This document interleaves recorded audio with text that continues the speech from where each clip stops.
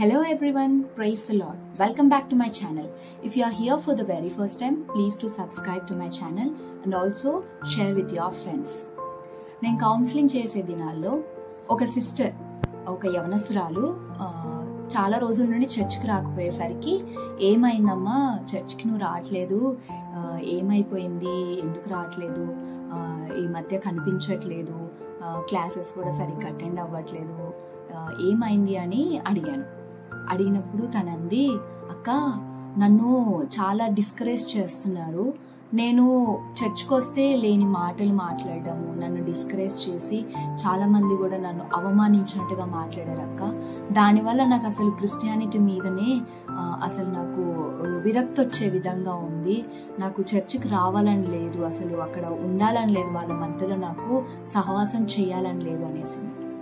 I was literally fell so bad. కొత్తగా వస్తున్న సహోదరి, అప్పుడే దేవుణ్ణి నమ్ముకొని చక్కగా దేవునిలోకి నడుస్తున్న వ్యక్తి ఉన్న పలంగా ఈ మాట అనేసరికి అయ్యో ఏంటి ఇలా అనేసింది, ఒక ఆత్మ రావడానికి ఎంత కష్టపడ్డాము, అలాంటిది ఒక్కసారికి ఇలా అన్నది ఏంటి అని చాలా బాధ వేసింది. తర్వాత నేను టీచర్స్ తోటి, ఆ తర్వాత అక్కడున్న పాస్టర్ తోటి నేను మాట్లాడి, పాస్టర్ గారు ఇలా అంటుంది ఒకసారి చూడండి అని అంటే సరేనమ్మా అని అన్నారు, కానీ ఎక్కువ కరెక్ట్గా రెస్పాండ్ అవ్వకపోయేసరికి చాలా బాధ వేసింది.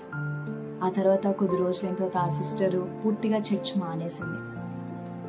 ఈ రోజుల్లో నిజంగా ఎంతో మంది క్రైస్తవులు ప్రోత్సాహము లేక, ఆదరణ లేక, అవమానపు మాటలు విని చాలా మంది కూడా క్రైస్తవత్వాన్ని వదిలేస్తున్నారు. దేవుని మీద ఇష్టాన్ని పోగొట్టుకుంటున్నారు. దేవుడు ఇదే నాకు కోరుకుంది మన జీవితంలో. ఎప్పుడు కూడా మనం బాగున్నామా అనే దృష్టిలో ఉంటున్నాము, కానీ నా సమస్యలు, నా ఇబ్బందులు, నా ఇక్కట్లు, వీటి మీద నేనున్నాను, ఇంకా వేరే వాళ్ళ గురించి నాకు ఎందుకనే దాంట్లో మనం పడిపోతున్నాం. కానీ నిజంగా దేవుడు మనల్ని అందరినీ రక్షించింది దేనికంటే ఇంకొక ఆత్మను ప్రోత్సహించి దేవునిలోకి నడపడానికి. కానీ మనం ఏం చేస్తున్నామంటే మన ఇబ్బందుల్లో, మన కష్టాలను చూసి మనం బాధపడుతూ వాటి వైపు మనం వెళ్తున్నాం. మొదటి తెస్సలోనిక రాసిన పత్రిక 5వ అధ్యాయము 11వ వచనంలో అక్కడ చెప్తున్న మాట, ఒకరినొకడు ఆదరించి ఒకరినొకడు క్షేమాభివృద్ధి కలుగజేయుడి. ఒకరినొకడు ఆదరించి ఒకరినొకడు క్షేమాభివృద్ధి కలుగజేయుడు అని చెప్తున్నాడు. ఒకరినొకరిని ఆదరించుకొని, సంఘములో ఒకరినొకరిని ఆదరించుకోవాలి, ఒకరి యొక్క క్షేమాభివృద్ధి మనము తెలుసుకోవాలి.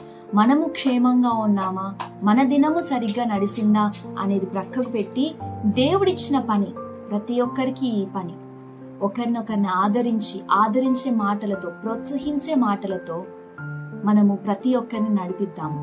ఆ తర్వాత చాలా దినాలు పడింది ఆ సిస్టర్ని మళ్ళా దేవునిలోకి నడపడానికి. ఒక ఆత్మ దేవునిలోకి వచ్చిందంటే దాన్ని మనం కాపాడాలి, దాని యొక్క క్షేమాభివృద్ధి మనం చూడాలి. ఆదరించే మాటలు, ప్రోత్సహించే మాటలు ఈ దినాల్లో చాలా మందికి అవసరం అండి.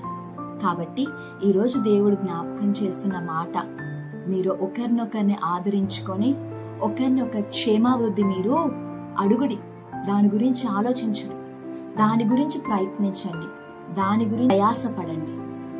ఈ కొద్ది మాటలు దేవుడు దీవించి ఆశీర్వదించును గాక. ఆమేన్.